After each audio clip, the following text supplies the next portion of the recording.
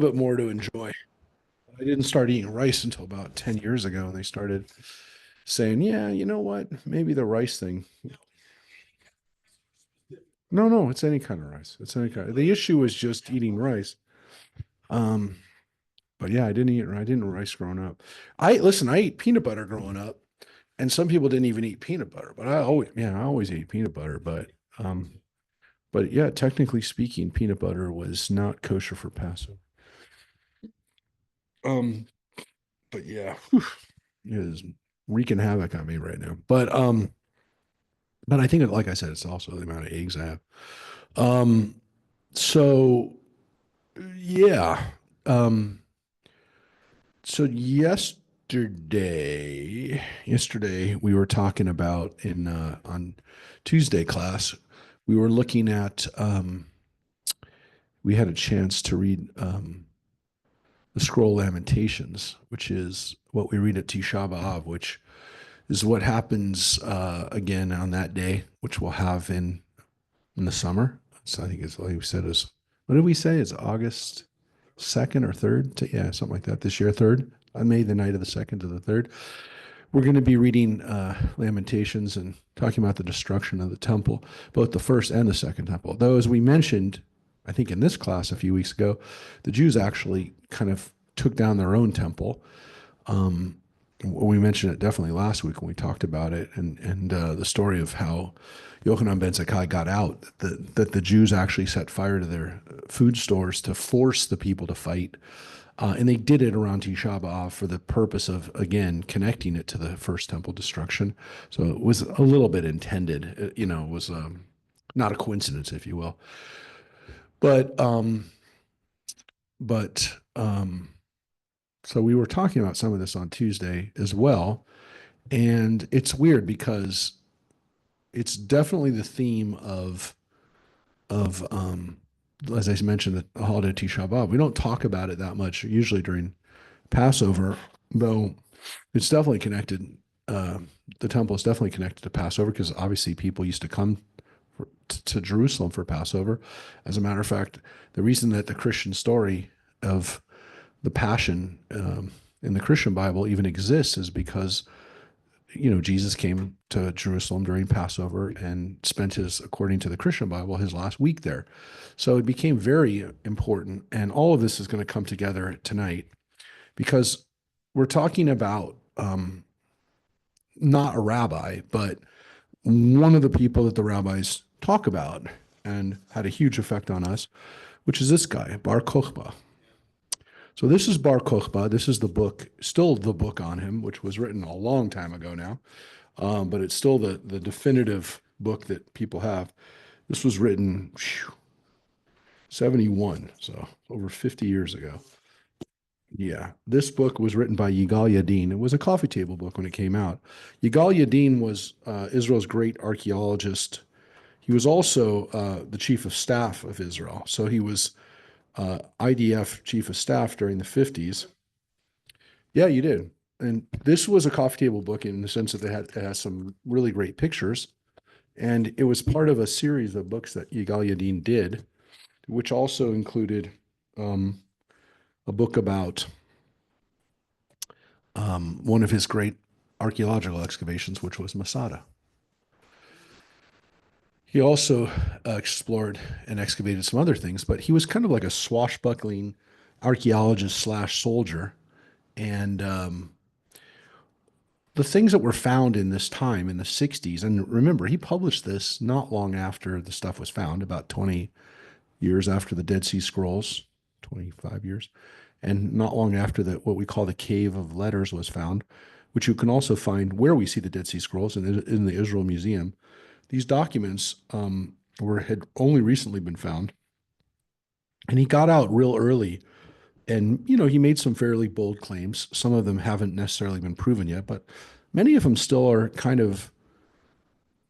still pretty valid. Bar Kokhba, we don't know a lot about him, and we know a little bit about him from the Talmud. We know a little bit about him from Roman authors. And we know a little bit about him from Christian authors. He lived 100 years, or he was actually killed 100 years after Jesus. We probably know more about Bar Kochba than we know about the historical Jesus. So, in all fairness, we do know some things about him. We might even have a letter that he wrote. We believe we have a letter he wrote that's in the cave of letters that we found, which was this picture here in the back. You can see this stuff here. Um, the letters were written primarily in Aramaic, but the contents of this bag and a letter from Bar Kokhba were found in this cave. So we know he existed, but the actual facts about his life we don't have a lot of, and most of what we have about him, both from the all three, from the Talmud, from the Romans, and from the Christians, were all written by people who don't really care for him. And so when you realize that any of the material we have about Bar Kokhba was written by people who don't like him, it's very difficult to know what's real. Sometimes we can kind of assemble a truth maybe from those three sources because they agree on certain things. No, and we're going to see why. Because today we're going to look about what the Talmud says about him. Not that I think that necessarily is the most accurate version of it, but the Talmud has an interesting take on it because, as we're going to see, and I'm going to show you the text where it talks about him, Bar Kokhba. You will see that the rabbis are in a bit of a jam because one of their favorite rabbis, and our favorite rabbis, is a guy named Rabbi Akiva, who we've already read about. And we read about him all the time. He is really the most quoted rabbi in the Talmud. He believed that Bar Kokhba was the Messiah. He said he was the Messiah. Now I see, John just perked up when I said he said the Messiah. We're going to see where he said he was the Messiah. But what's interesting about it is this is 100 years after Jesus, which means that Jews were still actively looking for a Messiah, which doesn't really surprise us necessarily. But what's interesting is that the rabbis have a problem that if one of their dearest own people is a supporter of Bar Kokhba, they can't completely tear him down because they can't, if by doing so, they tear down Rabbi Akiva. And Akiva wasn't the only one. He's just the most beloved one who supported him. Now, so that's why the Talmud has, I think, kind of both sides in it. What's interesting is that when Israel was reestablished, and actually even before Israel was reestablished, there was a movement within the Jewish world to rehabilitate Bar Kokhba, which means that Jews consciously made an effort to identify with this man. He's been on stamps in Israel. He's been put in artwork and kind of, again, Israel doesn't have statues per se, but there are statues of Bar Kokhba, and he's on the menorah that's out in front of the Knesset. Yeah, sorry, go ahead. Oh, okay, sure. It's about it. Um, it's about the revolt. That he was chosen for that. But if you think about it, the fact that this guy who to some extent led the last revolt by the Jewish people against the Romans, against anybody, the rabbis hold him responsible for the deaths of hundreds of thousands of people and the complete lockout of the Jewish people from Jerusalem. And so we're left with this problem that he's responsible for essentially closing the door on Jewish freedom. Maybe, but you can say that now. You don't know that at the time. Would we have? I mean, the question you have to ask yourself to some extent is: where would I have been during that time? Would I have supported Bar Kokhba? So, for example, these are some of the versions of Bar Kokhba that we saw in the last 60, 70, 80 years, almost 100 years now. This was a stamp that was in Israel, Bar Kokhba stamp. that was made. That's a stamp here. That's Hadrian. Let's see. There's another picture of him. No, but I will show you something else. Another example of um, how we use Bar Kochba without even saying Bar Kochba. This was these were the Zionist youth groups throughout Europe on the eve of World War II. Jewish kids around Europe, when they wanted to identify as Jews in youth groups, they were a part of something called Beitar, which still exists, by the way. Beitar still exists in the world, right? Uh, it was considered and still is considered um, right wing, more right wing Jewish um, youth activities and kind of organization to stimulate that. But um, here's pictures of some of the stuff that you might see with Beitar, because Beitar again still exists as a Zionist youth group. But let me just show you. I don't know if you've ever seen Beitar, but um, I'll just show you. Um, correct. It's not so big in America, but here's like, if you look at what Beitar kids do in Europe, um, they'll have, if you see, kind of Jewish kids on, I mean, this just happens to be, I don't think this is necessarily what this was, some, this is what happens when, um, Israeli kids, this also happens to be, when they were supporting Maccabi Tel Aviv. Um, these are kids who are kind of from a young age, even again, still today, are in kind of the more right wing form of Zionism and youth advocacy. We don't really have that in America because our our Zionist advocacy tends to be more religious in the sense that in Europe, Jewish kids are oftentimes kind of presented with this issue. Are you going to stay in a country where anti-Semitism is so prevalent that you're going to have to figure out how to deal with it on a daily basis?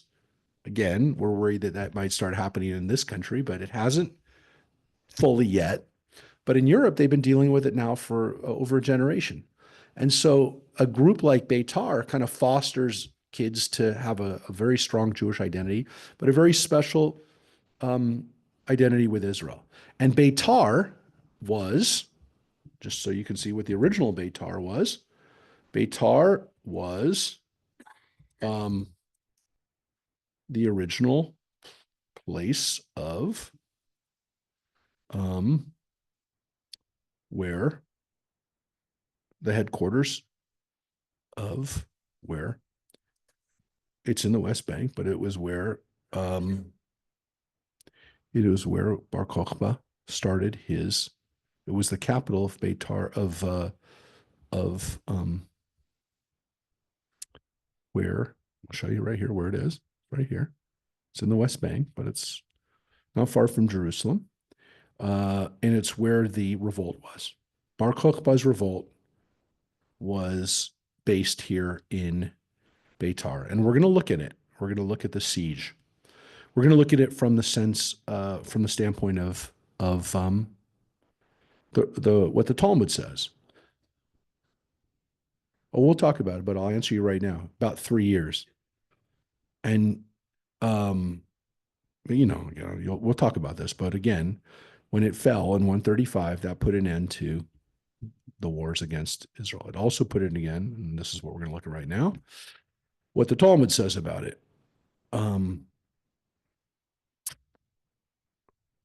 So, and again, according to Trill, that's what I showed.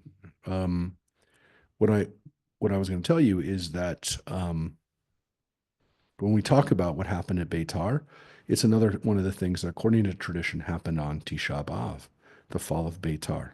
But I want to show you first, before we get into the Talmud, I want to show you how important this event was from the standpoint of Christians.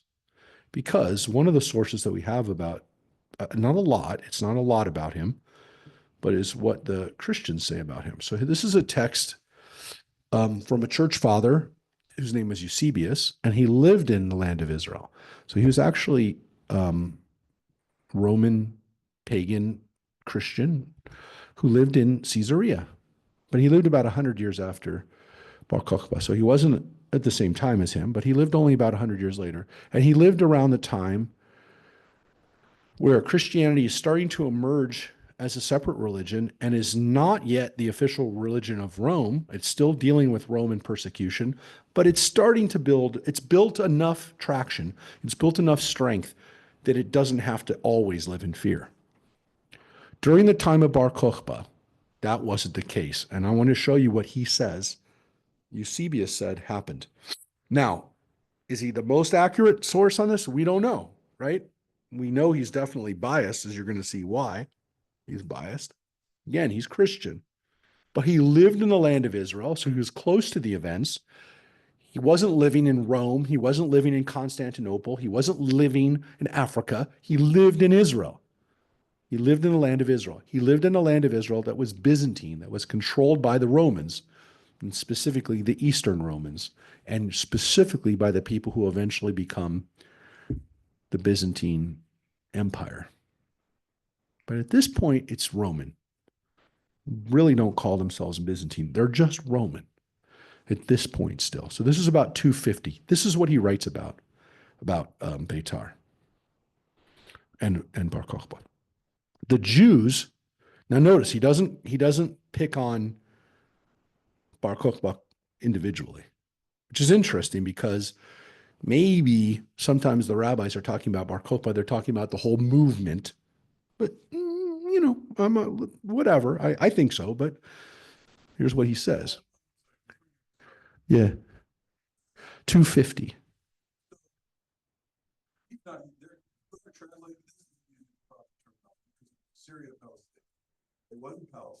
Well, that's the translation. This is a guy who translated this from English. I mean, from Greek. This is not. Eusebius wrote in Greek, and this is his translation.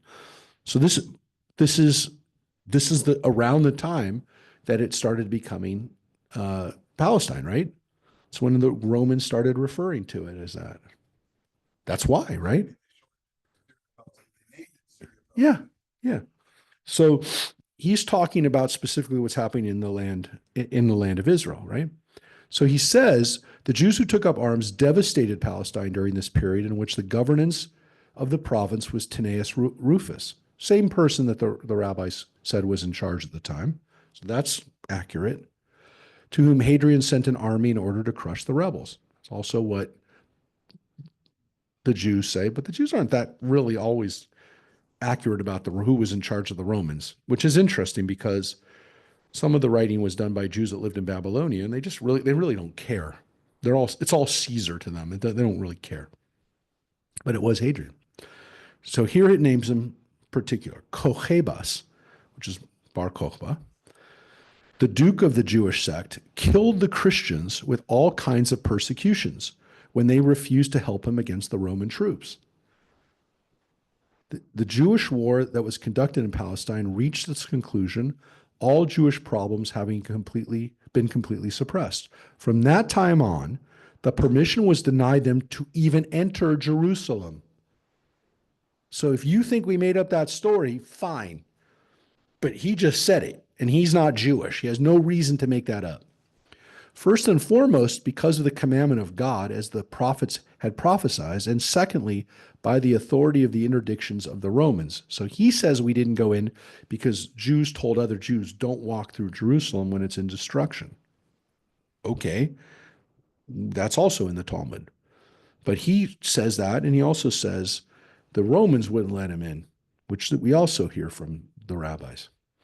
Interestingly, in Jerusalem, the first bishop was appointed from among the Gentiles, since bishops ceased to be appointed from among the Jews, which means that up until Bar Kokhba's revolt in 135, that means for the first 100 years of Christianity in the land of Israel, every bishop up until that point had been Jewish, from a Jewish background.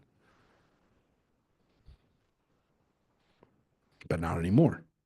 So that even in Israel, where I don't know what percentage of the Christians there came from Jewish backgrounds, let's say it was 50%. Let's say it's 60 or 70%. Still probably got to be 50% by this point, because there still were Jews living in the land of Israel. They just weren't necessarily allowed to live in Jerusalem. But we don't know how many people lived in Jerusalem at this point. Maybe 20,000 people live on the outskirts of the city. It's still probably a lot of it's in ruins by this point. It's 100 years later. But the people who gather in Jerusalem for church are no longer being led by Jews.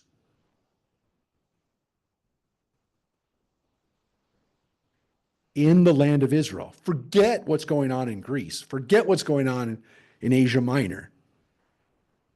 That tells you that after 100 years, Jewish Christians were already willingly or because the Gentiles wanted them gone, they were no longer in positions of leadership within the church. So can you understand why people stopped doing the Jewish stuff that early Jewish Christians did? Because they weren't Jewish anymore. Aelia, which was founded by Aelius Hadrian, and before its gate, out of the road to go to Bethlehem, he set up an idol of pig in marble, signifying the subjugation of the Jews to Roman authority. And the Jewish version of this is something similar, which is that they put up some kind of symbol in Jerusalem of, again, something that would be reprehensible to the Jewish people. So the Romans, according to the Christian sources, had pretty much done away with Jewish power, at least in the area around Jerusalem. And it had an effect on early Christianity, as you can see too. Bar Kochba, at least according to Christian sources, and kind of probably what makes sense, he was the one who drove the final wedge between Jews and Christians. So when we talk about this guy, the Talmud's not so concerned about that. It's not really their issue. They don't really care, especially when some of it was written by Jews in Babylonia who could care less what was happening in the land of Israel at their moment. They didn't care about it. They weren't worried about Christians. They weren't worried about Romans. As a matter of fact, they didn't want to be associated with either one because they're trying to be good citizens of Babylonia and the Persian Empire, and they're just trying to live their lives and say, hey, we have nothing to do with those Christians. We have nothing to do with the Romans, who are your enemy. Does everyone get that? And so Bar Kokhba was very responsible for this final wedge between early Jews and Christians. So let's take a look now at what the Talmud actually says about him and what all this means for our consciousness, because for 2,000 years, our vision of Bar Kokhba until the 1930s is locked away by the Talmud and what the Talmud says about him. And so now you have to understand how Jewish, the idea of having a Jewish warrior, a Jewish soldier lead us into battle becomes bad. Because Bar Kokhba represents the folly of that. So let's take a look. This is from the Tractate of Sanhedrin, which is about Jewish courts. And then, of course, it talks about lots of other things. And one of the things they're talking about is the Messiah and when the Messiah is going to come back. And they say some interesting stuff. They say, well, there are going to be cycles. There's going to be 85 Jubilee cycles, which is 85 cycles of 50. And then eventually the Moshiach ben David will come back. And they have this discussion about it. And of course, they said, Elijah is going to announce that. I will show you something interesting before we get into the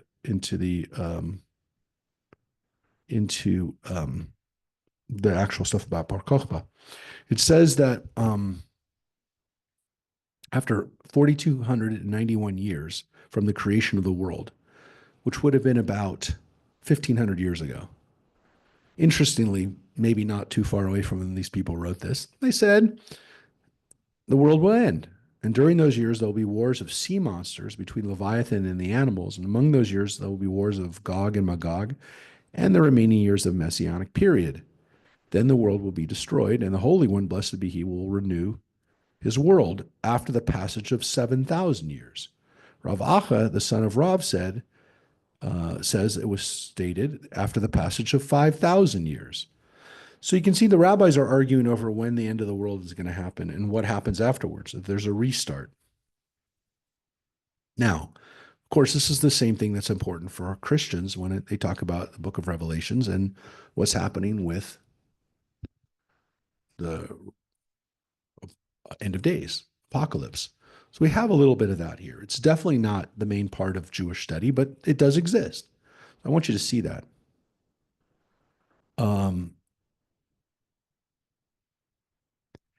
And some of the rabbis say,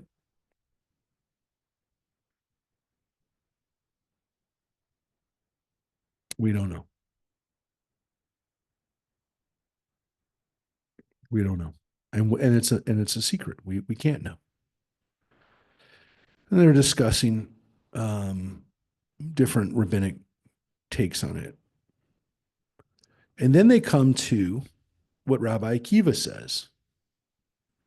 And Rabbi Akiva says, and the Messiah will not come in accordance with the opinion. It will not come in accordance with the opinion of Rabbi Akiva, who would interpret the verse, yet once it is a little while, and I will shake the heavens and the earth. That's from the prophet Haggai, to mean that the redemption would transpire soon after the destruction of the temple. So Rabbi Akiva believed, according to this passage from Haggai, that it was going to happen not long after the temple was destroyed. You know who else believed that? The Christians, which is one of the reasons why the book of Revelations they felt was going to take place. The apocalypse was going to happen any moment. You're talking about that was written maybe 30 years after the destruction of the temple, or maybe 10 years after the destruction of the temple. But the temple was destroyed by 67, 68.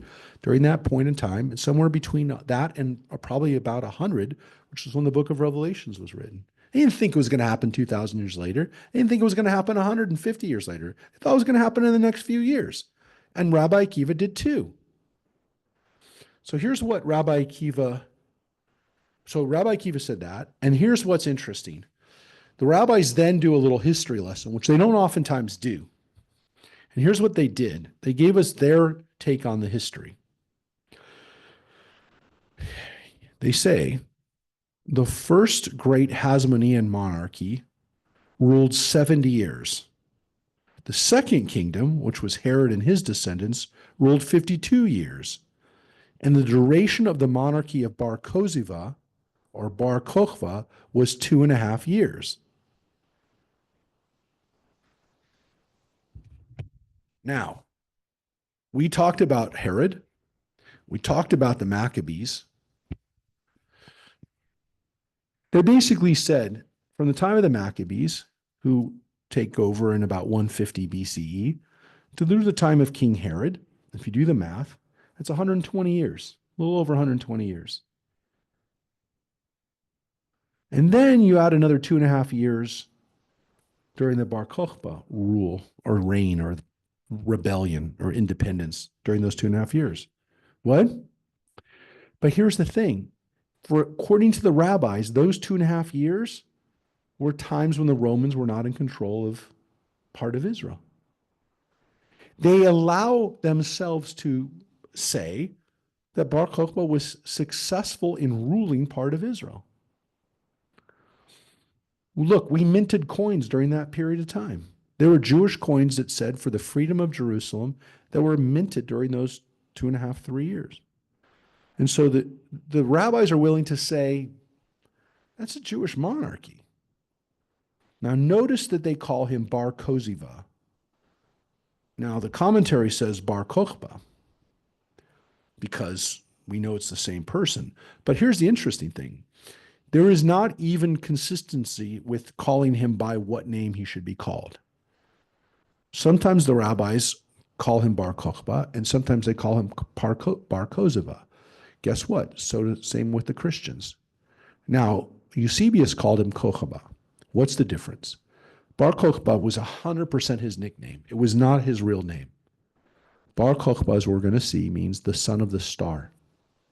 And if he's son of the star, then he fulfills the star prophecy that the Messiah will be announced by a star in the sky. Yes, the same star that Christians believe announced Jesus. The reason why there's a star is because of that prophecy that there'll be a star from Jacob, from out of Jacob and from the tribe of Judah that will rule the people. That's why the story exists in the Christian Bible. It also exists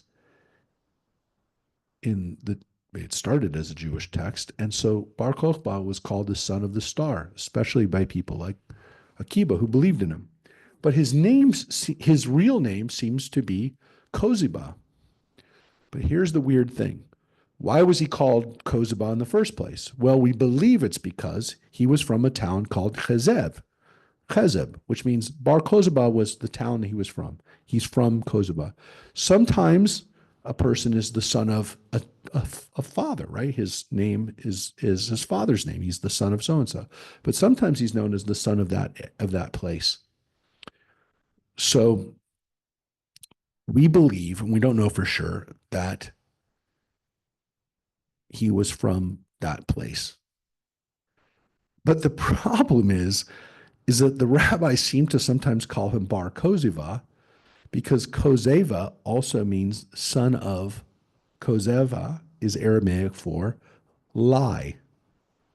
And so when they call him Bar Koziva, sometimes it seems that the rabbis are playing off of the fact that they don't believe, or most of them don't believe, that he was the Messiah. And so they call him son of the lie. It's very hard to know whether that's the intention every time we see it. Because if his real name was Bar Koziva, then they're just calling him what his real name was.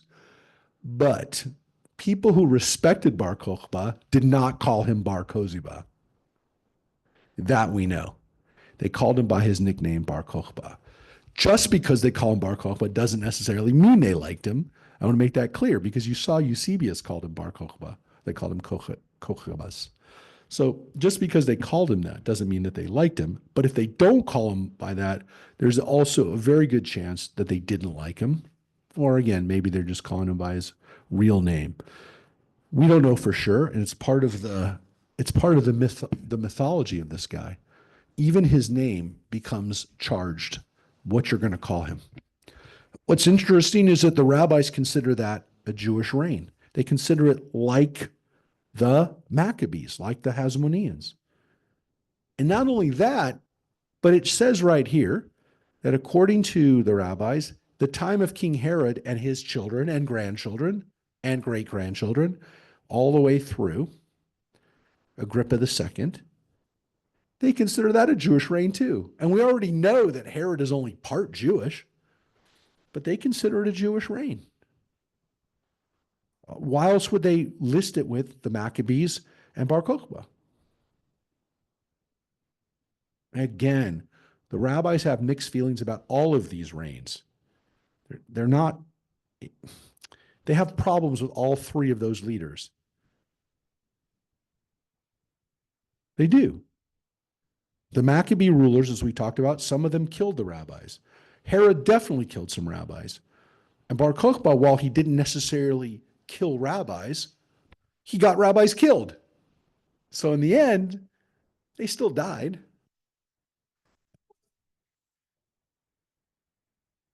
Yeah, he was king. He was king. Yes, he was a king over a greater area than the Maccabees even were. He was definitely a greater king over a greater area than Bar Kokhba, but they're all kings of Jews. They're all Jewish rulers. They're all Jews. They're all people who maintain Jewish sovereignty over part of Israel. All three of them, all three groups.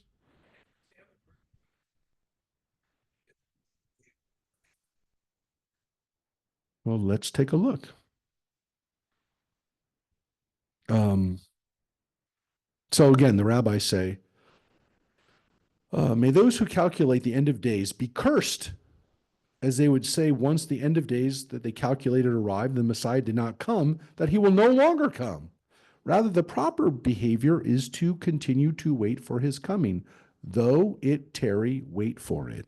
Ani ma'amin. I will believe. Even if it takes a long time. And so the rabbis tip their hands here into something that's very interesting, which is they say, don't speculate on when the Messiah will come, because if you say he's coming next year and he doesn't come, then you're going to say he's not going to come. Guess what? All those people who got into their churches or buildings or wherever they did in Y2K and thought the end of the world was going to happen, and it didn't happen, what do you do then? What do you do then? I mean, I knew people who dropped out of college who's because their pastors told them the world was going to end. Well, how do you look? How do you look at yourself after that? And so the rabbi said, those people, they should be cursed because they're going to take away the belief that there will ever happen. So you wait. We don't know. Somebody asks you, you say, I don't know. And again, it says, since we are waiting the end of days and the Holy One, blessed be he is also waiting for the end of days. God's waiting. What do you mean God's waiting? God doesn't know. What do you mean God doesn't know? And they say it is the divine attribute of judgment that prevents his coming. As it is written, for the Lord is the God of judgment, and we are not worthy. And since the attribute of judgment prevents the coming of the Messiah, and we are not worthy of redemption, why do we wait his coming daily? We do so in order to receive the world for waiting for his coming. As it is stated, happy are those who wait for him. So there was a reward even waiting. So I'm going to get a little bit further here because we're going to read this and go on and on. That's not the purpose of this, was to figure out when the Messiah is going to come. Wait a second. I think I went past it. Well, I know that part there was about it. There was something else I was going to show you. Did I not go far enough? Hold on a second. Mm-hmm.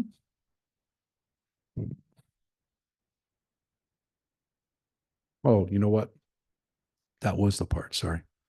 I'll show you this part here. This is the part that I wanted to show you. Was the part about Bar Kochba. And so that part was the part I wanted to show you. But this part is the part I want to show you about Rabbi Akiva, what he specifically said about Bar Kochba.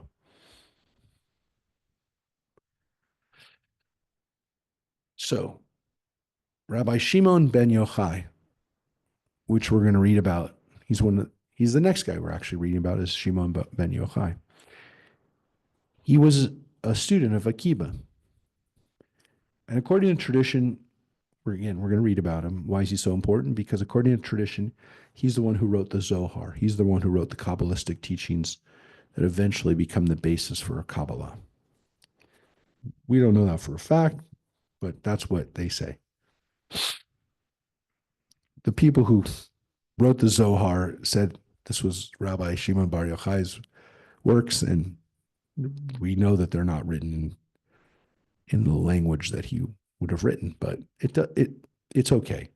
The fact is that he was a very important rabbi. We're going to talk about him next week. But he was a student of Akiba, so he lived just after Akiba. He lived after the Bar Kochba revolt. He lived through the Bar Kochba revolt, and he lived through the aftermath. And this is what it says. And this is from, by the way, this is from the Jerusalem Talmud. So this is not from the Babylonian Talmud. The Babylonian Talmud doesn't have enough about Akiva for us to even like. It's so not. There's so not. You just saw it. That's one of the few texts about him, and they don't even call him Bar. You know, they don't in that one. They don't call him Bar Kochba. But this one actually does say Bar Kochba, but you're going to see it. Why? We're reading the translation here again. The Hebrew here in this section is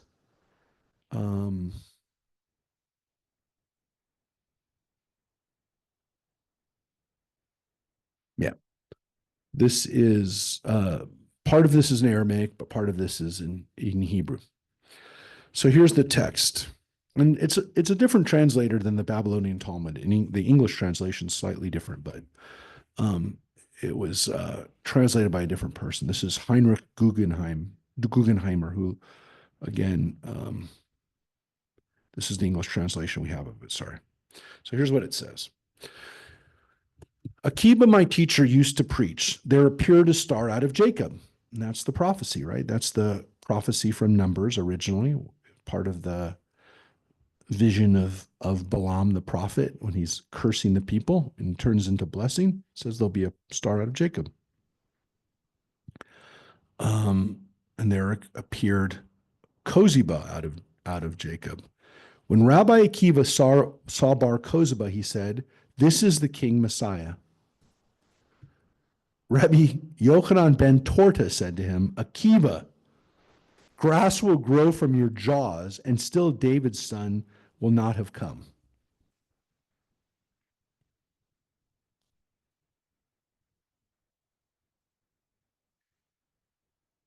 So Rabbi Akiva flat out, according to this, called him the King Messiah.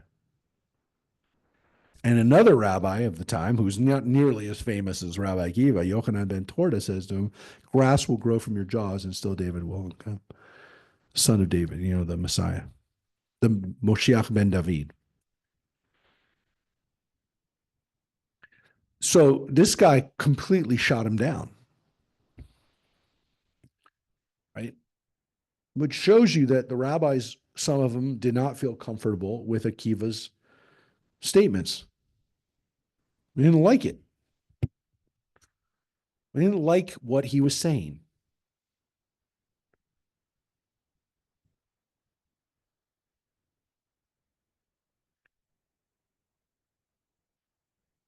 Rabbi Yochanan said,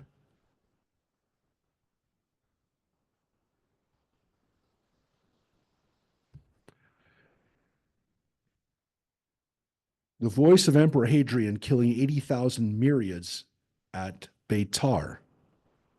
Rabbi Yochanan said 80,000 couples of hornblowers were encircling Beitar, each of which was commanding several army units. There was Ben Kochba, who had 200,000 with him, missing a finger. So according to this, Bar Kochba had 200,000 soldiers with him in Beitar. That's a lot of soldiers. That's a lot of soldiers. Why were they missing a finger? Anybody want to know? Anybody want to guess? Anyone have any idea? Well, the rabbis seem to be upset about it because the sages sent him a message. How long will you turn Israel into defective persons? He told them, how would it be possible to test them? They said to him, anyone who riding on his horse cannot uproot a cedar of Lebanon should not be enrolled in your army. He had 200,000 of either kind. Now, can you imagine a guy riding on a horse who can then uproot a tree while he's riding on his horse? I mean, that's crazy. But he basically said, the rabbi said to him, anybody who's that strong, those are the only people you put in your army. Those are the people you put in your army. But Bar Kochba had another way of putting them in the army. He tested them. He had them cut off a finger in order to be in the army. Now, the rabbis don't like this because he's maiming people. And look, the rabbis don't want you to get a tattoo. You think they want you to cut off a finger? So they don't want you to have to go through these kinds of things. And so they're very upset with Bar Kochba for doing this. So he said, I have to test the loyalty of these people. I have to make sure they're going to be good enough. And the rabbis basically say, well, you want strong guys. Well, Bar Kochba seems to have another issue, which is he wants people you can rely on. Because if somebody's going to defect, you don't want them. He wants people who are willing to cut off their finger in order to be in his army. Yeah, one of the reasons why probably lots of people didn't like him, including other Jews, were like, this guy's a maniac. Who violates Jewish law in order to create a Jewish army? They didn't like it. The rabbis definitely didn't like it. But yet, Rabbi Akiva said he was the king, said he was the Messiah. Again, King Messiah is different in Judaism than it is in Christianity. I want to make it clear. You're all thinking, oh, he thought he was Jesus. No, he didn't think he was Jesus. He thought he was Moshiach ben David. He thought he was a king that God had sent to lead the Jewish people into independence. People thought Theodore Herzl was the Messiah for a while.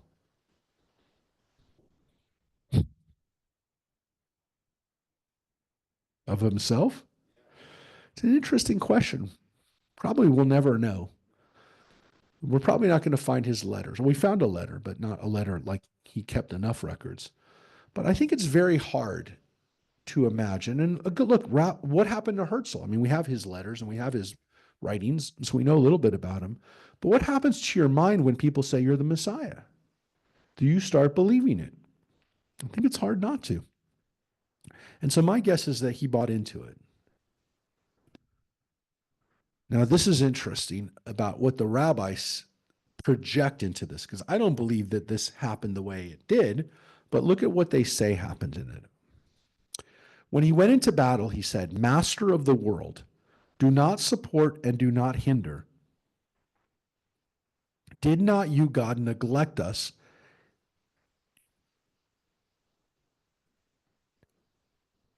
and do not go out with our enemies? He basically says, God, I'm not sure if you're on our side. I really am not. I don't know. I don't know if you're ready to fight for us yet. I don't know if what we're doing is okay, but don't stand in our way. That's pretty wild, because it shows you that Bar Kochba himself isn't really sure and doesn't really know whether what he's doing is God's will. But he basically says, God, I hope that at least the time of us not being able to be free is over.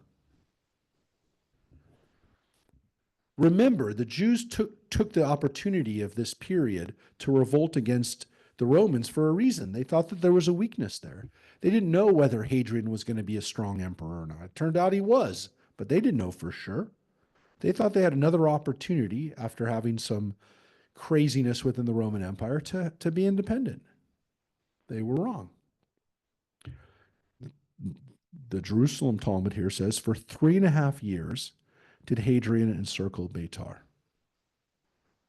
So again, between 3.5, 2.5, and 3.5 years seems to be the consensus of how long the Jews held out for. 3.5 years did Hadrian encircle Beitar. Rabbi Elazar from Modi'in was sitting in sackcloth and ashes, praying every day and saying, Master of the world, do not sit in judgment today. Do not sit in judgment today. Hadrian wanted to go away. He wanted to leave. He was done, according to the rabbis. He was going to go. And it says, a Samaritan said to him, do not go away, for I am seeing what to do to that city. I'm going to see what to do to that city that it will submit to you. It's not written very well. He went to the city gate, entered, and found Rabbi Elazar of Modi'in standing in prayer. He showed himself as if he would whisper in his ear. And the people of the city saw him and brought him to Bar Kochba. And they said to him, we saw this old man turning to your uncle, which, by the way, tells us that Rabbi Elazar of Modi'in is Bar Kochba, his uncle. He asked him, what did you say to him, and what did he say to you? He answered, if I shall tell you, the king will kill me. But if I do not tell you, you will kill me. It is better that the king should kill me, but not you. He told him, he said to me, I will make the town submit to the king.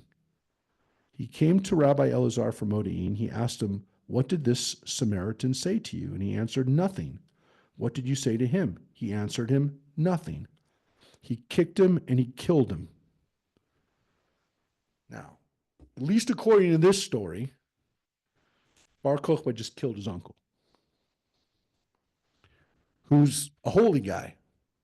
Now, the whole thing about this story, the Samaritan, right? The Samaritans were not Jews. They were descendants, at least according to our tradition, of the northern Israelite kingdom. And they had varying relations with the Jewish people. They did not worship in Jerusalem, right? They didn't pray in Jerusalem. And they didn't seem to, they seemed to be on their own, if you will. And there were enough of them that they had their own ways of worshiping.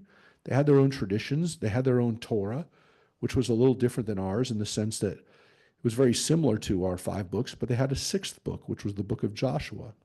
So, look, we don't know exactly how different they were from us.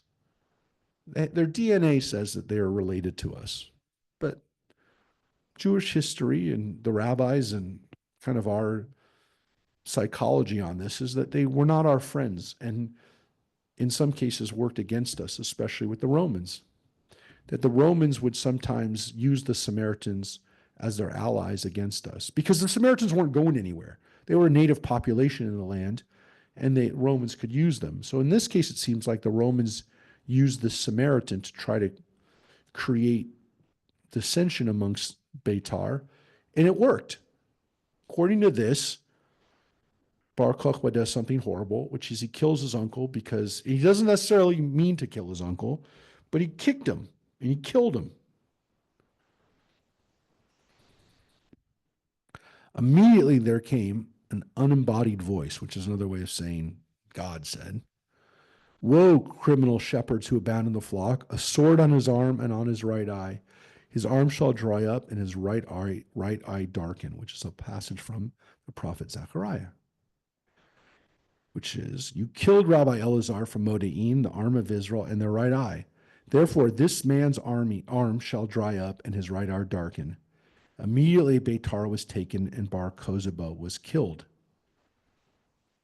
So, according to the Talmud, at least the Jerusalem Talmud, which is the Talmud that was written by Jews who lived in the land of Israel, Bar Kochba died because he brought it on himself by hurting his own people, by cutting off their finger, by attacking, at least in one case, his uncle, and he died. So, they came carrying his head to Hadrian. Now, the Romans also have a version of this story which says that Bar Kochba was decapitated and his head was taken as a trophy.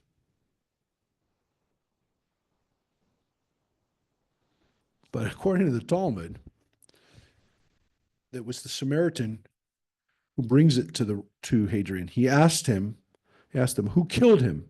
And a Samaritan said to him, "I killed him." He said to him, "Show me his body." He showed him his body, and he found a poisonous snake wrapped around him. He said, "If God had not killed him, who could kill him?" So Hadrian didn't believe that a person killed him. Hadrian even believed that God killed him. God did away with him. So, did that really happen? Probably not. But at least in the Jewish mind, no one could beat Bar Kochba except for God. God finally came down on Bar Kochba and allowed him, or had him killed, if you will. And again, it wasn't even a person who could kill him. So the rabbis imagine that Bar Kochba is so strong, is so powerful, is mythic in his strength, that a person couldn't kill him. And even Hadrian says, he recited over him, "If not that the rock had sold them, the Eternal handed them over." Again, you can see this is a line from Deuteronomy. Is Hadrian really going to quote the Torah? But again, in our mind, God abandoned him. Now watch what it says happened after in Beitar. They killed him continuously until the horse was immersed in blood up to his nose. The blood was moving rocks of 40 seah until the blood colored the sea for 4 miles. If you would say that this was close to the sea, in fact, it's 40 miles from the sea, which is true. Beitar is about 40 miles from the sea, from the Mediterranean. They said 300 children's brains were found on one stone. And they found 3 boxes of tefillin capsules of 9 seah each. but some say 9 of 3 each. Again, how big were these soldiers and how strong these guys were? But that's not the point. According to this, the massacre was so great that the water ran from Beitar all the way to the Mediterranean. It was stated Rabban Shimon ben Gamliel said 500 schools were in Beitar. The smallest one was not less than 500 children. Again, we have no archaeological evidence that there were that many kids that lived, that there were that many people that lived in Beitar. They were saying, if the haters come against us, we shall go out against them with these stylos and blind them. So even the kids were gonna poke out the Romans' eyes with their pens. When the sins caused, they were binding each single one onto his book and burning him. And one of them, and of them only I remained. He recited, referring to himself, my eye hurts my soul more than all the daughters of the city. It's a bad translation, but basically, again, the kids, even the young people who were murdered, um, you know, all of them were murdered. The evil Hadrian had a large vineyard, 18 miles by 18 miles, as from Tiberias to Sepphoris, which would be a huge piece of land. But he fenced it in with the slain of Beitar standing up with outstretched arms, and did not decide that they should be buried until another king arose who decided that they should be buried. So it says there were so many bodies that he had as they covered a field. It's this huge property that he had with these bodies, and they weren't buried.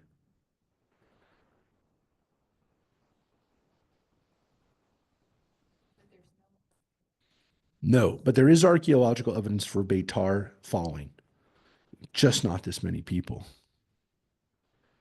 We're almost done with this part. Rav Huna said, when the slain of Beitar were permitted to be buried, the good and the benefactor was fixed. The good that they did not compose, the benefactor that they were permitted for burial. It was stated, Rabbi Yossi said, 52 years Beitar existed after the destruction of the temple. And why was it destroyed? For they lit lights after the destruction of the temple. Why did they light lights? Because their council members of Jerusalem were dominating the center of the city. When they were seeing a person moving to Jerusalem, they said to him, since we heard about you, that you're aspiring to be made judge or counselor, he would say to them, this is not my intention. This is actually not that important of a part. But basically, what it says is that the people of Beitar continued to see themselves as the city of Jerusalem. They saw themselves as the inheritors of the power center of Jerusalem. And the rabbis have a problem with that. They said until God reestablishes Jerusalem, you can't just move Jerusalem. But they said that the bodies didn't decompose, and that allowed them to be buried. This is, again, this is I don't know how to compare it to anything other than, at least in the Jewish mind, this became almost like a Holocaust situation where there was so much blood, there was so much carnage, there were so many dead bodies that there wasn't even a place to put them. Now, we have a tradition that in 30 days from now,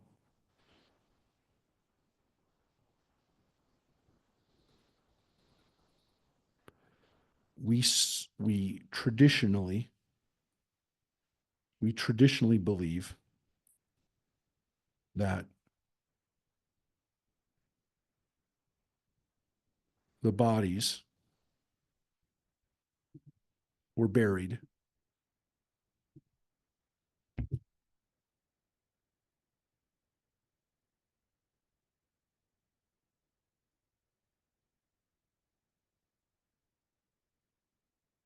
Akiva's students, right? Akiva's soldiers murdered by the Romans, and on Lag BaOmer, these students were buried finally. And we don't know for sure because, again, the rabbis so veiled the history of really what happened is that they said that it was Akiva's 24,000 disciples died in a plague. They didn't die in a plague. They were killed. They were killed in battle. And they were either the killing stopped at that day or they were able to be buried on that day. And so the holiday has always been attached to study. Of course, there's Shimon Bar Yochai, according to tradition, that same guy that we read about. That's the day that he died, and people go to his grave and they start bonfires, and people in Israel go crazy for Lag BaOmer in the north of Israel. I'll show you some of what's happened there lately. But when Israel was reestablished, this holiday became very important because it was a time of once again rehabilitating the Bar Kochba revolt. And so Lag BaOmer became the holiday of kind of celebrating Bar Kochba and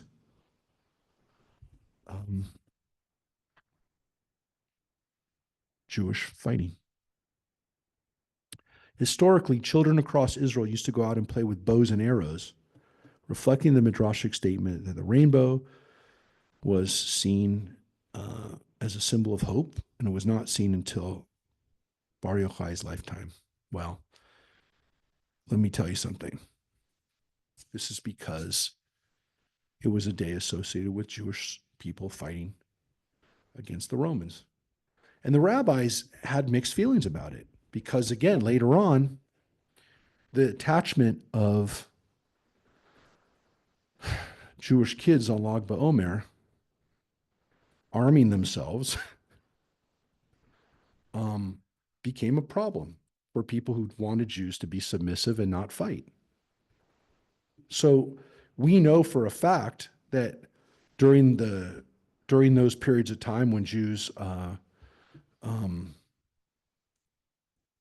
when they started kind of again having Jewish youth groups in Europe and things like that, that you start to see pictures of, I'll show you this one picture of kids Lag BaOmer.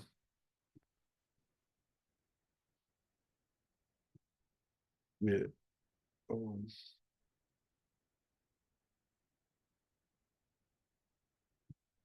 Show you. Um,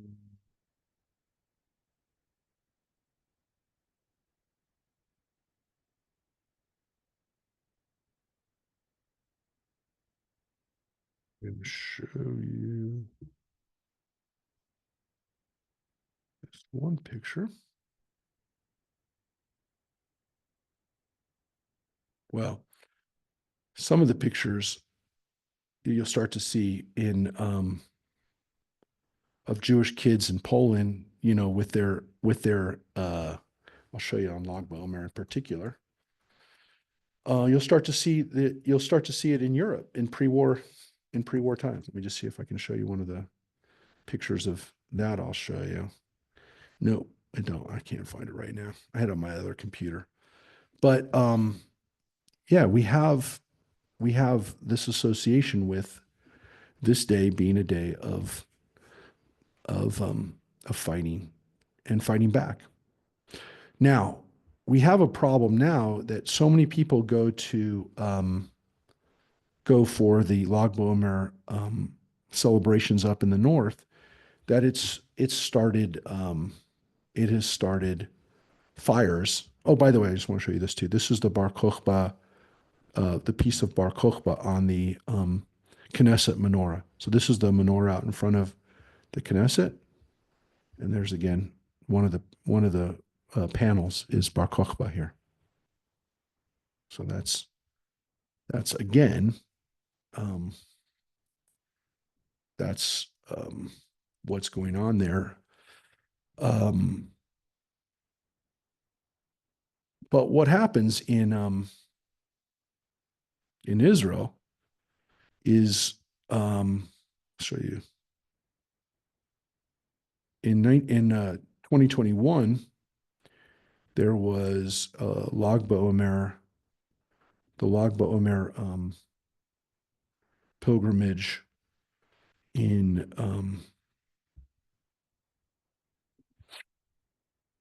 this is just outside of this is just outside of Tiberias. 100,000 people were there, and 45 men and boys were killed during a stampede that a crowd rush that happened there. 150 people were injured. It was the deadliest civil disaster in the history of the state of Israel.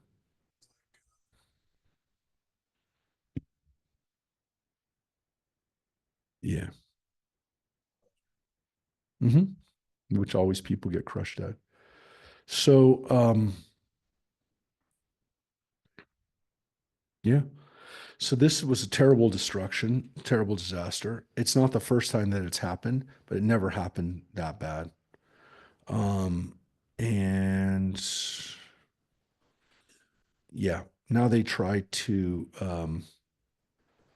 you can see they limit the amount of visitors that can come in at any given time. And you have to purchase tickets. And it says right here, you're allowed 4 hours there. I don't know how they monitor that. Maybe they give people wristbands. I have no desire to go there during that time. So when people, why has this become again such a big deal? Is because the religious the connection between religious Zionism and Bar Kochba has become so important that again we don't have a Bar Kochba tomb, but Shimon Bar Yochai and people like Rabbi Akiva, whose tombs we do have in Tiberias, become places of pilgrimage, and they become an extension of how religious Zionism plays out with the sense of again Jews being able to defend themselves, and this means God, this is God's will today. Now, I'll show you one more thing about Bar Kochba, and again, I think when we think about when we think about what he represents and the fact that for for us, especially for those of us who don't live in the land of Israel, it's difficult for us to fully grasp what it means to have a person who represents, as an individual, as a person, Jewish militancy and Jewish strength. The rabbis had a real problem with it because, again, it brought so much destruction and calamity on us. I'll show you. I'll show you one other one other passage here. Finish with. And again, as much as Bar Kokhba is a problem, that wasn't um, um, it wasn't um, that they.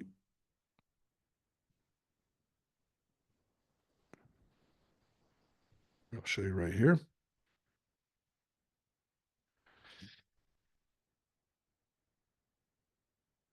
Let me just show. You know what? I'm going to show it to you in. I'm going to show it to you in on this site first.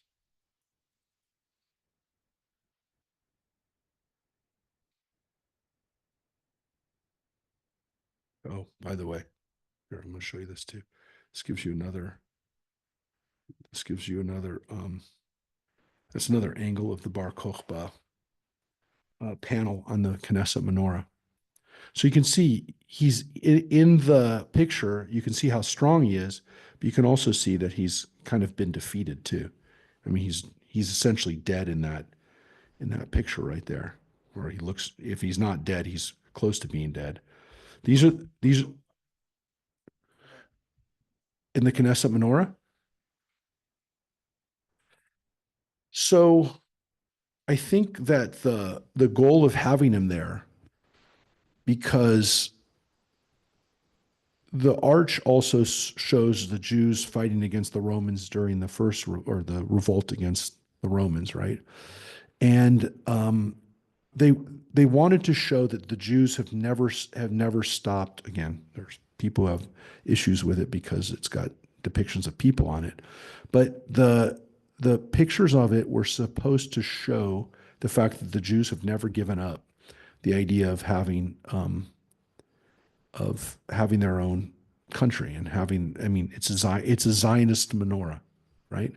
And so there's 30 reliefs, um, and he decided not to put the reliefs in strict chronological order. And so it also has things like the Warsaw Ghetto Uprising, right? So look, the Jews, most of the people who were part of the Warsaw Ghetto Uprising were killed, were murdered, but it's still a sense of Jews fighting back. So it's about Jewish strength. It's about this hope that, we'll take control of our lives. And, part of what it is he has successful, he has, pictures of us defeating the Egyptian or the Egyptians being washed away in the Red Sea. And he has pictures of Bar Kochba, essentially dying in battle.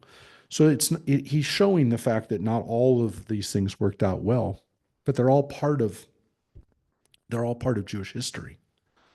So it to some extent it's a symbol of Jewish strength. So I will show you one thing. In the aftermath of the war, Hadrian consolidated the older political units of Judea, Galilee, and Samaria into the new province of Syria, Palestina, which is what John was saying. So calling the whole area part of Syria, Palestina was what came out of that war, right? And this is what I'm going to show you right here. Well, this is the part you just read, which was that Hadrian has the head brought to him, and he says he wasn't killed by a person; he was killed by God. Where's the one last piece I wanted you to see? Oh, there's the stamp again. It's 1961, and yeah, here it is. So in tradition, this is one of the ways we keep Bar Kochba alive, or other people had kept him alive, was there's a game called Bar Kochba. There's a Bar Kochba game. And the game is that essentially it's called the Bar Kochba game because Bar Kochba, in this presentation of why it's called Bar Kochba, a person comes to Bar Kochba who's been mutilated. His tongue's been ripped out and his hands cut off. Unable to talk or write, the victim was incapable of telling him who his attackers were. Thus, Bar Kochba decided to ask simple questions to which the dying man was able to nod or shake his head with his last movements, and the murderers were consequently apprehended. So it's called the Bar Kochba game because you're not allowed to say or even do charades. You can only shake your head yes or no. So it's a game where you basically can only answer yes or no. And so you can do it as a 20 question game. And again, according to this, it's popular in Hungary. So it's called Kirbachozbazan. I can never, Hungarian, such a hard word, hard language. Kirbachozbazan. So you can only ask people yes or no questions. So they think of something or they come up with something, and then you have to ask them yes or no questions in order to get the answer. So I found that interesting that even in places where Bar Kochba wasn't, where Jews were not even held to be, they were part of the important history, that this continued, that there was a legend to him. Oh, here's, by the way, another interesting picture. This is Arthur Schick's depiction of Bar Kochba, which you can see is it's a fairly cool picture.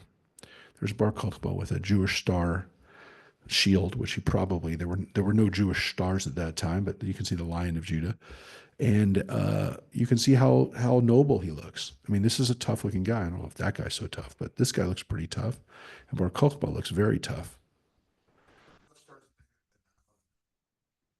What? There were no Stars of David yet, not yet. The Star of David doesn't become popular until the 1800s. He did this picture in 1930, 1927. Yeah, he didn't care. He look, they didn't look like this anyways. I mean, this was, I mean, this helmet is somewhat Roman, I guess, but I don't think it was quite like that. But again, he's wearing helmets. Nobody else is wearing helmets. Um, but I mean, this guy's not very attractive. But most of these people are pretty dignified looking, and this is, Arthur Szyk was an artist who lived in Poland and then in England during the war, during World War II, and he did a lot of really important art depicting Jewish strength, and his artwork became really important artwork. Oh, I want to show you one more thing that actually has to do with Pesach. So give me 1 second. I'm going to show you this right now. Um, there is one little thing that we did at Passover um,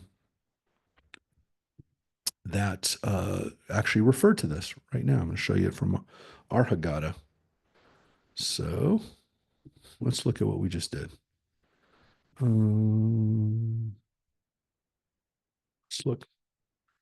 This is part of the Haggadah. So this is part of the Magid, right? It's right at the beginning, right after we do Avadim Hayinu, right after we do Manish Tana. This is Manish Tana. Here's Avadim Hayinu, right there. And then we read this Magid, the story of this part of the Magid, the story of the five rabbis. What does it say? Rabbi Eliezer, Rabbi Yoshua ben Elazar ben Azariah, Rabbi Elazar ben Azariah, Rabbi Akiva and Rabbi Tarfon reclined for the Seder in Bnei Brak. And they told of the exodus of Egypt all that night until their students came in and said, Teachers, the time for saying the Shema of the morning has come. So people look at this and they say, oh, wow, the rabbis were studying and they read this, they did the Seder all night. No, they were not studying the Seder. They were planning and they were discussing the Bar Kochba revolt. How do we know that? Because all those people were supporters of Bar Kochba.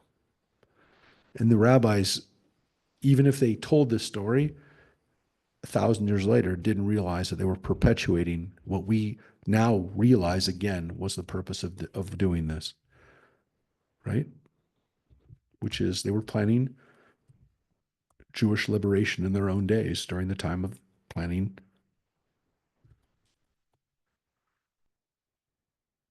No, Romans. Christians were not powerful enough yet. The difference, as we said, was Christians did not participate in the revolt. And it says that Bar Kokhba, we read what Eusebius said. Bar Kokhba killed them because they didn't participate.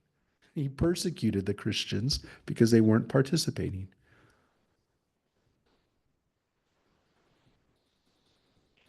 Passover was the time that Bar Kokhba's followers initially, according at least to the Haggadah, tells us that the rabbis sat around and discussed it at Passover and came out essentially with, maybe they didn't the next day start the revolt, the Bar Kokhba revolt, but they discussed it at the Seder. And that's not the last time.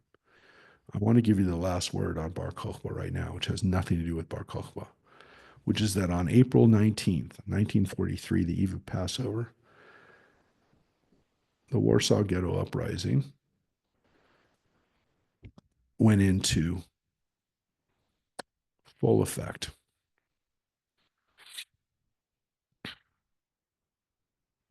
And so that is when the Jewish people went this is it. It's all over. And so that Passover, the Jews of Warsaw, the last ones who were alive, said, it's over. We're going to die. So we might as well go out killing as many of these Nazis as we can. And that's when they went out on Passover. And that's what they did.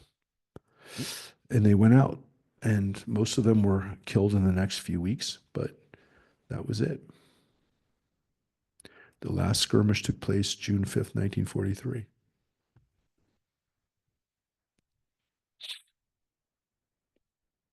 So Passover 132 was not the last time the Jews decided they were going to use Passover as a way to go out on their own terms, right? But Bar Kochba was definitely part of that. Um,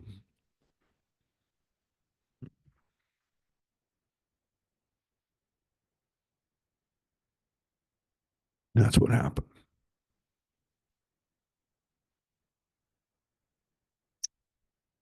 Um,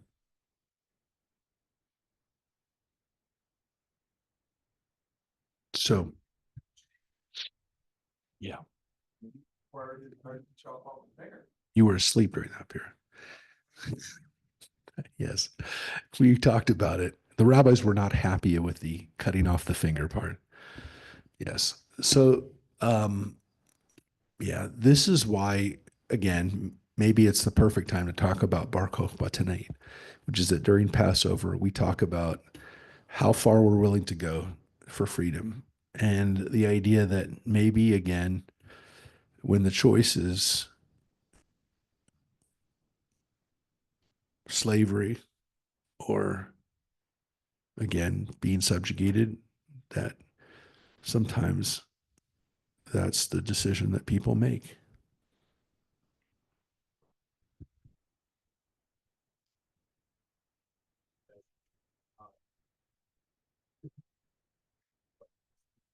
What? Bar Kochba? Yeah. Listen, we don't know enough about it. And so I'm very careful not to. Okay, but I don't feel that I don't feel that we know enough about it to say enough definitively. But I showed you what the Talmud said about it. I told you what Eusebius, the Christian, said about it. And what we do know from the Roman side, I didn't really talk about much what the Romans said because the Romans are more concerned with just how long the battle lasted for. But again, it required 6 full legions and other elements from another 6 legions, which is essentially like all the legions of the Romans. I think they had like 13 legions or 14. I can't remember what the total legions were at that time. But basically,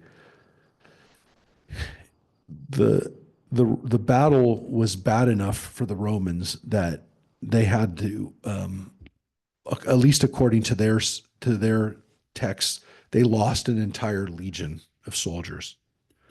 These were the units that were involved. Correct. But look how many legions were involved in this, how many Roman legions were involved. And look where they were from. I mean, they were from Spain, they were from Macedonia, they were from Cyrenaica, which is North Africa. They came from all over the empire. And so, yep. So after that was all said and done, you know, perhaps this many people were killed, right? So 200,000 soldiers might not be that far away from, but it probably wasn't 200,000 soldiers because 600,000 Jews, there were probably, maybe 10%, maybe 20% of that 600,000 were soldiers. I mean, it's probably was a 5-to-1 or 4-to-1 ratio of civilians to soldiers. But look how many Roman legions were destroyed. One was destroyed, the 12th. The 10th suffered heavy casualties, and there was enough of loss to the ninth that it probably stopped. It no longer existed as a unit. And again, a legion, is is about 10,000 to 13,000 people. So it's a lot of people. No, no, I was just saying it was probably, they said 200 to 400,000 militiamen, but I don't think it was probably closer to 100,000, 150,000. But the total civilians that were killed were probably closer to 400,000, 500,000. I mean, there's people who say at least 500,000 Jews were murdered, and this one says 580 to 600. It's the same thing, but 500,000 Jews were murdered during the Bar Kochba revolt, which means there were still a lot of Jews living in the land of Israel. And this was the end of any type of real Jewish power in the land, which begs the question: Were the rabbis right? Were the rabbis right? What did it have to happen? What would have happened differently? I mean, like, how would history have been different? If those 500,000 Jews had never been murdered, what would have happened to the land of Israel for the last 2,000 years? 500,000 Jews, that would be millions today. That would have never left Israel. They didn't leave. They were murdered. They were buried in the ground. Or again, according to tradition, at least for a year or two, or maybe longer, they were not buried because the Romans, look, that's the least of it. It was the fact that the Romans wouldn't let them get buried. But all of these stories get back to the fact that if 500,000 Jews were murdered in the land of Israel during this period, what would the Israel have looked like differently if those people hadn't been murdered? If the Romans hadn't renamed the country? If How would history have been different? Would there be, I mean, who knows? Who knows what would have been different? So were the rabbis wrong? I mean, what difference does it make? You can't go back in history, but it is an interesting question. If Bar Kokhba hadn't led that revolt, what would have happened? I mean, you could make the argument that someone else would have led a revolt. Maybe 50 years later, 100 years later, 200 years later, there would have been another Jewish revolt, but maybe that one would have worked. Not only were the Romans not good to the Jews, they were a problem. But were 500,000 Jews going to die? If no, I don't think so. I don't think 500,000 Jews would have been killed by the Romans just because they woke up on the wrong side of the bed that day. Look, the Roman Empire in Rome ceases to exist 200 years later, right? They're overrun by barbarians, and there's no Rome in Rome. But there is an Eastern Empire, right? There is an empire in Byzantium and Constantinople that continues to run and rule in Israel for the next 200 years during the Byzantine period. But if the Byzantines are now not necessarily in charge of they're not in charge of all of Rome, right? Because even by that time there was fighting between the East and Western empires. But if you look at it, Constantine, all those kinds of things would have happened. What would he have done with a Jewish population in Israel that would have been a million and a half people? What would Constantine have done with that? Would he have forced them to convert to Christianity? Would he have maybe not become Christian himself? I mean, who knows? Nobody knows. But that's why Bar Kokhba is the most important figure that no one ever talks about. Nobody talks about him. But how different history would have been if the revolt hadn't happened. Again, maybe it would have happened anyways. Maybe somebody else would have led a revolt. I don't know. But it is interesting that if they had waited longer and to a point where the Roman Empire was really fractured, don't know. Again, in 135, the Roman Empire is still being controlled by Rome. It's in Rome.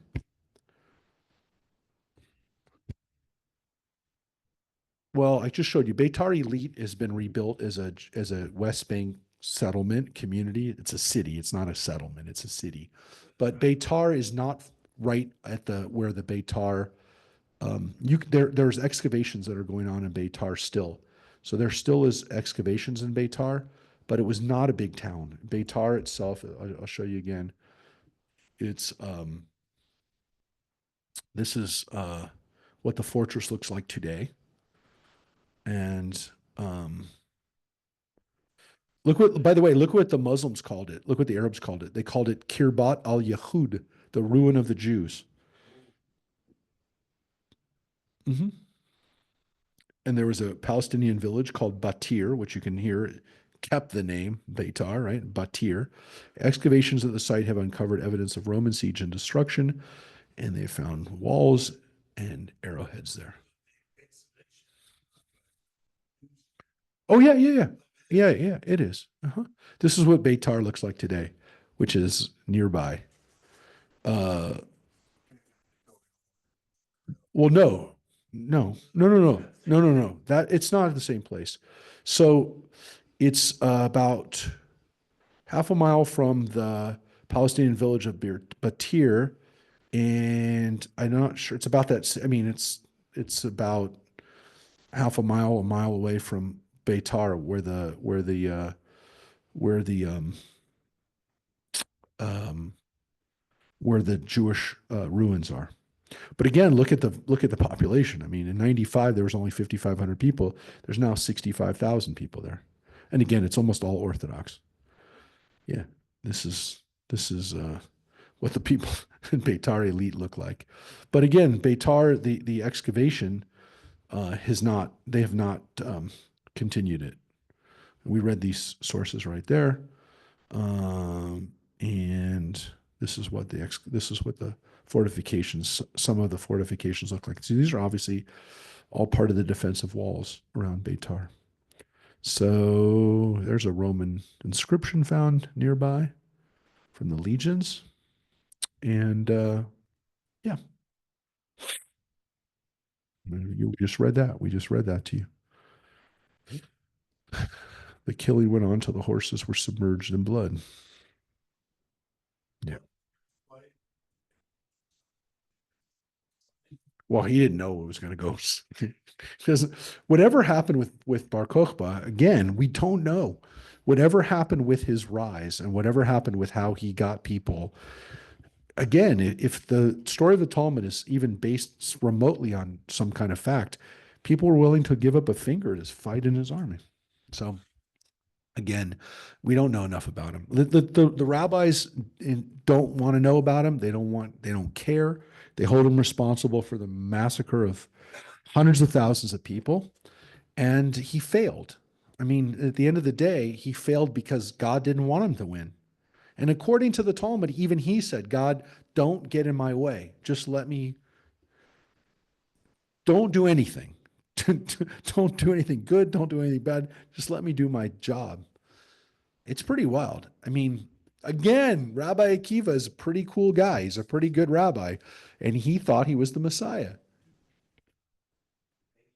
No, it's very interesting. The Orthodox have because the rabbis basically don't like him. They don't like him.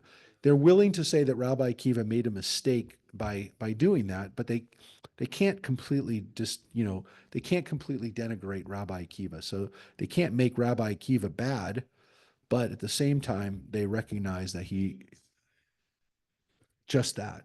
That's all we have. And that's all we had for I told you, that's all we had for 1,500 years was those passages about him. And if those are that's the only passages you have about him, there's no way you have a good feeling about him.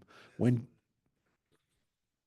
Jerusalem Talmud and the first text we read about was from the really bad text was from the Jerusalem Talmud. The other one was from the Babylonian Talmud. The one from Sanhedrin, the first one we read was from Sanhedrin. The one that said Rabbi Akiva, the grass will grow out of your jaws before the Messiah before he's not the Messiah and the Messiah is not coming during your lifetime. You'll be a corpse by then. That's all from the Jerusalem Talmud. But again, I just want to tell you as we wrap up, if that was your only if that's the only thing you knew about him, we didn't know anything about him, and we didn't have the Roman sources, and no Jew really read Eusebius, so they didn't know what the Christian source said about him. But obviously, that's not a positive source either. Was that he was responsible for murdering Christians? I mean, it's not a good. It's not a. It's not a. It's not a. It's not gonna. That's not gonna. Well, I don't know. I don't know what that would have done for Jews if they knew that that's what a Christian father. Eusebius is one of the most important early church fathers.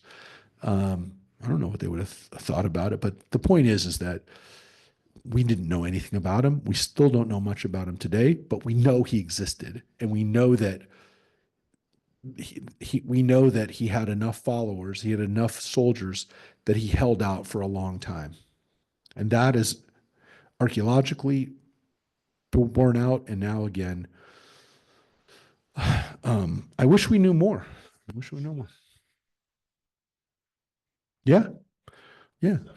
Yeah, he must have known warfare. He must, as Mike just said, he must have understood the terrain. He understood. He lived in obviously the land of Israel. The Roman soldiers that were coming in didn't understand the terrain, and he seems to have fought them like a guerrilla army. He didn't. He doesn't seem to have fought them engaged in open plain warfare, which he would have lost. So it seems like they're able to engage in warfare that was able to keep them. Keep them on their toes. And again, if the Romans have to lay siege to the place, and it takes them 3 years to lay siege to the place, clearly it's very well fortified, and he's great at surviving siege warfare. So, probably exactly. They probably snuck out at night, would attack different units, come back in. They killed a few dozen soldiers. They come back. Maybe some of their people would get killed, but they did it in the middle of the night, and they knew back alleys, or they knew the trails better, and so they would come out. And the Romans surrounded it, right, just like they surrounded Masada. And you can see, by the way, we've gone on Masada. You can see where the Romans laid siege to Masada. You could see how they surrounded the mountain with walls and with towers that would catch people if they tried to get out. But you, as long as you're going out at night with the intention of attacking the people, you can do that, and that's probably what he did.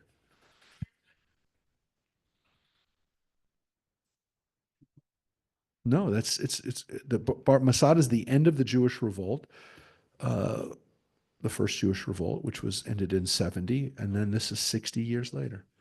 60 years later. So there are only older people who are alive. So if there's anybody alive who can remember it, they're in their 70s. And they're not soldiers. They're probably, who knows, maybe some 70-year-olds were still fighting, but they were older soldiers, that's for sure. But there might have been some people who were kids. If they were teenagers, they would be in their late 70s by the Bar Kochba revolt. But there were probably people who remembered that revolt, and who remembered watching some of the fighting during that time as kids, who would have said, we're finally gonna get rid of the Romans. So, all right, folks. Next week we're going to continue with the next part of this, which is the Shimon Bar Yochai part, the rabbis who survived this, if you will. Who, again, some of them supported him, but not to the level that Akiba did. And you're going to see what happens. And again, it's not, once the Bar Kokhba revolt is over, it's definitely not the end. It's not like Jews left Israel, but they no longer are going to fight against the Romans in a meaningful way.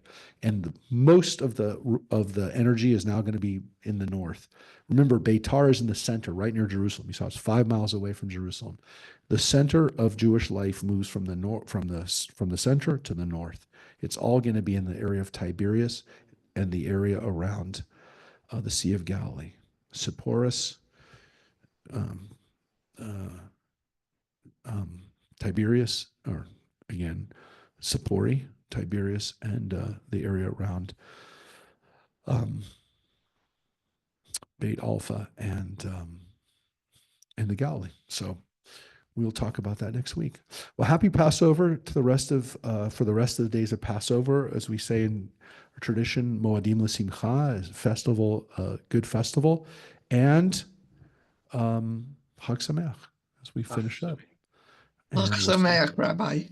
take care now. All right. Bye-bye, everybody. Bye-bye. Thank you.